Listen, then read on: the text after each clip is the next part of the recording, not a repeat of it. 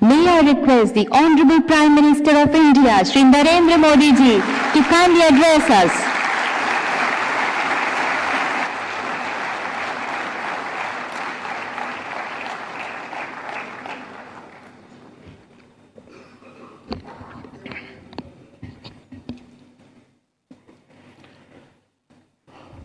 भारत के मुख्य न्यायाधीश श्रीमान डी.वाई. चंद्रचूड़ जी, केंद्रीय कानून मंत्री मेरे साथी श्री अर्जुन राम मेघवाल जी, यूके के Lord chancellor mister Alex shock, attorney general, solicitor general, supreme court के अन्य सभी माननीय जजेस, बार काउंसिल के चेयरमैन और सदस्य, विभिन्न देशों से आए हुए प्रतिनिधिगण,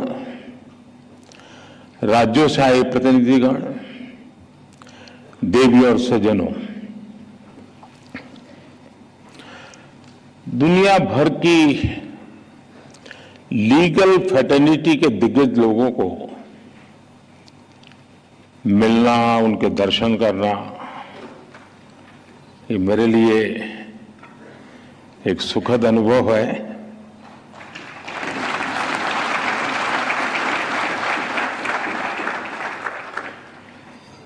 भारत के कोने कोने से यहां लोग आज उपस्थित हैं। इस कॉन्फ्रेंस के लिए लॉर्ड चांसलर ऑफ इंग्लैंड और बार एसोसिएशन ऑफ इंग्लैंड के डेलीगेट्स भी हमारे बीच हैं। इसमें कॉमनवेल्थ कंट्रीज और अफ्रीकन कंट्रीज के प्रतिनिधि भी हिस्सा ले रहे हैं। एक तरह से इंटरनेशनल लॉयर्स कॉन्फ्रेंस वसुधैव कुटुंबकम की भारत की भावना का प्रतीक बन गई है। इस कार्यक्रम में आए हुए सभी इंटरनेशनल गेस्ट का मैं भारत में हृदय से बहुत बहुत स्वागत करता हूं। मैं बार काउंसिल ऑफ इंडिया को भी विशेष रूप से बधाई देता हूं, जो बखूबी से इस आयोजन का दायित्व निभा रही है। साथियों, किसी भी देश के निर्माण में वहां की लीगल फ्रेटर्निटी की बहुत बड़ी भूमिका होती है। भारत में वर्षों से जुडिशरी और बार भारत की न्याय व्यवस्था के संरक्षक रहे हैं। हमारे जो विदेशी मेहमान यहां हैं, उनमें एक बात खास तौर पर बताना चाहता हूं। कुछ ही समय पहले भारत ने अपनी आजादी के 75 साल पूरे किए हैं और आजादी की इस लड़ाई में लीगल प्रोफेशनल्स की बहुत बड़ी भूमिका रही है।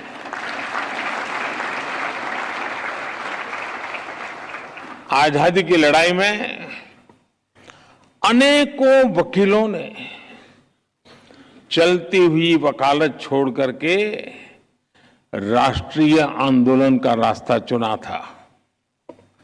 हमारे पूज्य राष्ट्रपिता महात्मा गांधी, हमारे संविधान के मुख्य शिल्पी बाबा साहब आंबेडकर, देश के पहले राष्ट्रपति डॉक्टर राजेंद्र प्रसाद, देश के पहले प्रधानमंत्री पंडित जवाहरलाल नेहरू, देश के पहले गृह मंत्री सरदार वल्लभ भाई पटेल, आजादी के समय देश को दिशा देने वाले लोकमान्य तिलक हो, वीर सावरकर हो, ऐसे अनेक महान व्यक्तित्व भी वकील ही थे।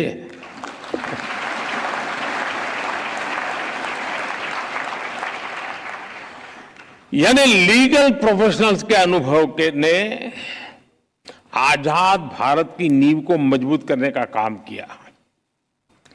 और आज जब भारत के प्रति विश्व का जो भरोसा बढ़ रहा है, उसमें भी भारत की निष्पक्ष स्वतंत्र न्याय व्यवस्था की बड़ी भूमिका है। आज ये कॉन्फ्रेंस एक ऐसे समय हो रही है जब भारत कई ऐतिहासिक निर्णयों का साक्षी बना है।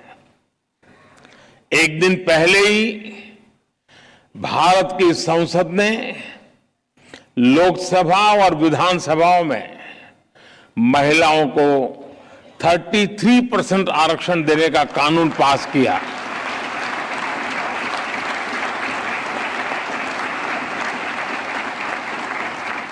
नारी शक्ति वंदन कानून भारत में वुमेन लेड डेवलपमेंट की नई दिशा देगा, नई ऊर्जा देगा।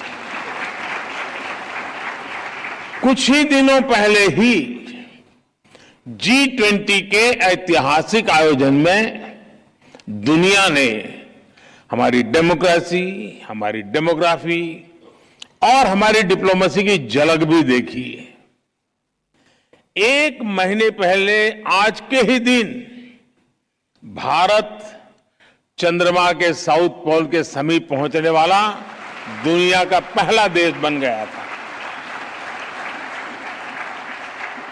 ऐसी अनेक उपलब्धियों के आत्मविश्वास से भरा भारत आज 2047 तक विकसित होने के लक्ष्य के लिए मेहनत कर रहा है और निश्चित तौर पर इस लक्ष्य की प्राप्ति के लिए भारत को एक मजबूत, निष्पक्ष, स्वतंत्र न्यायिक व्यवस्था का आधार चाहिए। मुझे विश्वास है इंटरनेशनल लॉयर्स कॉन्फ्रेंस इस दिशा में भारत के लिए बहुत ही उपयोगी साबित होगा। मैं आशा करता हूं कि इस कॉन्फ्रेंस के दौरान सभी देश एक दूसरे की बेस्ट प्रैक्टिसेस से काफी कुछ सीख सकेंगे। फ्रेंड्स, 21वीं सदी में आज हम एक ऐसी दुनिया में रह रहे हैं जो डीपली कनेक्टेड है। हर लीगल माइंड या इंस्टीट्यूशन अपने जुरिडिक्शन को लेकर बहुत सचेत है, लेकिन ऐसी कई ताकतें हैं जिनके खिलाफ हम लड़ रहे हैं, वो बॉर्डर्स या जुरिडिक्शंस की परवाह नहीं करती। और जब खतरे ग्लोबल है तो उनसे निपटने का तरीका भी ग्लोबल होना चाहिए। साइबर टेररिज्म हो, मनी लॉन्ड्रिंग हो, आर्टिफिशियल इंटेलिजेंस हो और इसके दुरुपयोग की भरपूर संभावनाएं हो, ऐसे अनेक मुद्दों पर सहयोग के लिए ग्लोबल फ्रेमवर्क तैयार करना सिर्फ किसी शासन या सरकार से जुड़ा मामला नहीं है।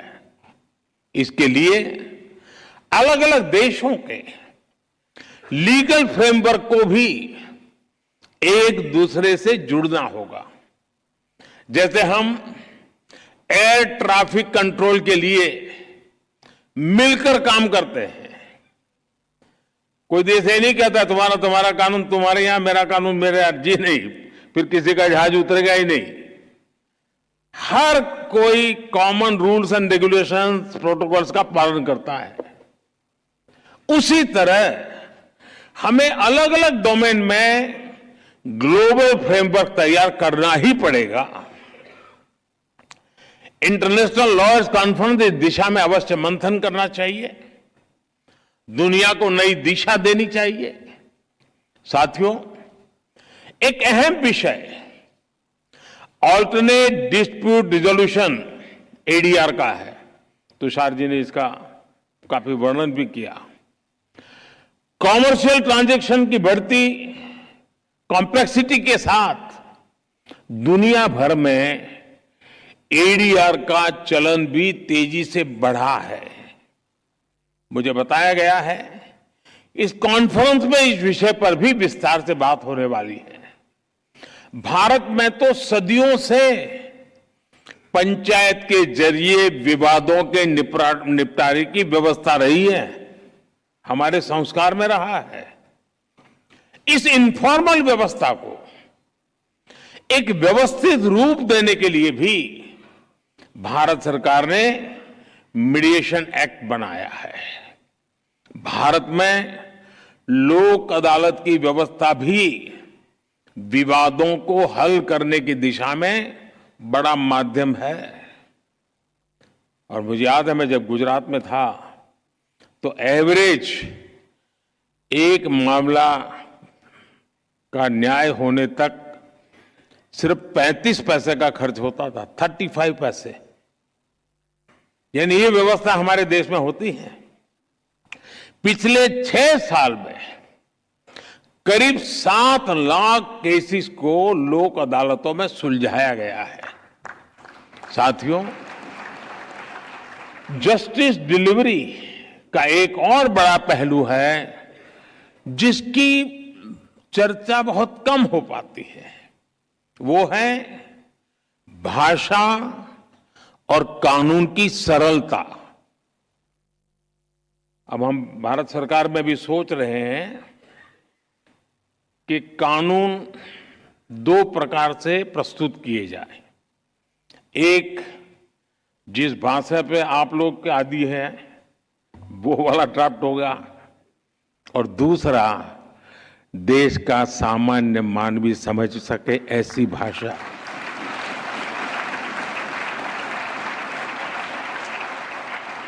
उसको कानून भी अपना लगना चाहिए।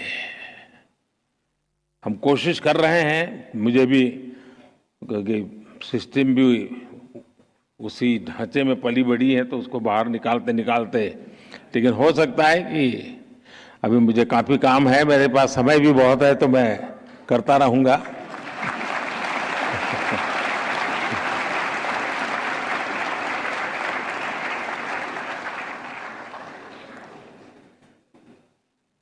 कानून किस भाषा में लिखे जा रहे हैं, अदालती कार्यवाही की भाषा में हो रही है, ये बात न्याय सुनिश्चित कराने में बहुत बड़ी भूमिका निभाती है।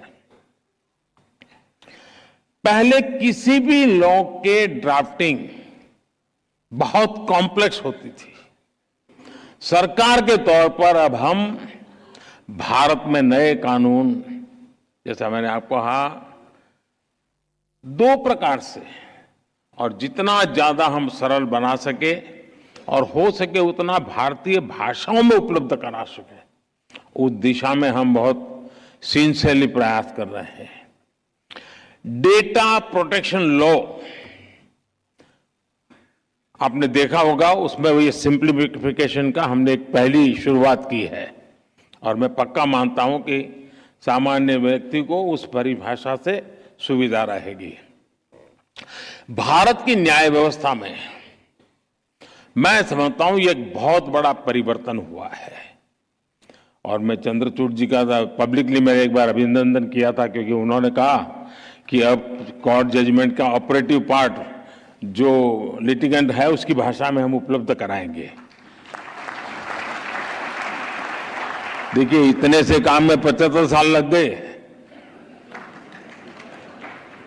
और ऐसे के लिए, इसके लिए भी मुझे आना पड़ा।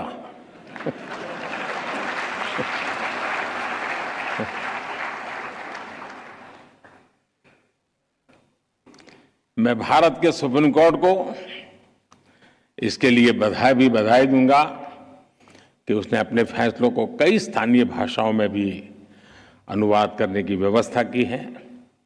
इससे भी भारत के सामान्य व्यक्ति को बहुत मदद मिलेगी। कोई पेशेंट हो ना, अगर डॉक्टर भी पेशेंट की भाषा में उसे बात करें तो आधी बीमारी यूं ही ठीक हो जाती है। बस यहां ये मामला बाकी है। साथियों, हम टेक्नोलॉजी से, रिफॉर्म से, न्यू जुडिशियल प्रैक्टिसेस से कानूनी प्रक्रिया को कैसे और अच्छा कर सकते हैं, इस पर निरंतर काम होना चाहिए। टेक्नोलॉजी एडवांसमेंट ने जुडिशरी सिस्टम के सामने बड़े एवेन्यूज बना दिए हैं। थोड़े से टेक्नोलॉजिकल एडवांसमेंट ने ही हमारे ट्रेड, इन्वेस्टमेंट और कॉमर्स सेक्टर को बहुत बड़ा बूम दिया है। ऐसे में लीगल प्रोफेशनल से जुड़े लोगों को भी इस टेक्नोलॉजिकल रिफॉर्म से ज्यादा जुड़ना होगा। मैं आशा करता हूं कि इंटरनेशनल लॉयर्स कॉन्फ्रेंस न्यायिक व्यवस्थाओं के प्रति पूरी दुनिया का विश्वास बढ़ाने में सहायक सिद्ध होगी। मैं इस आयोजन से जुड़े हर व्यक्ति को इस सफल कार्यक्रम के लिए अपनी ढेर सारी शुभकामनाएं देता हूं। बहुत बहुत धन्यवाद।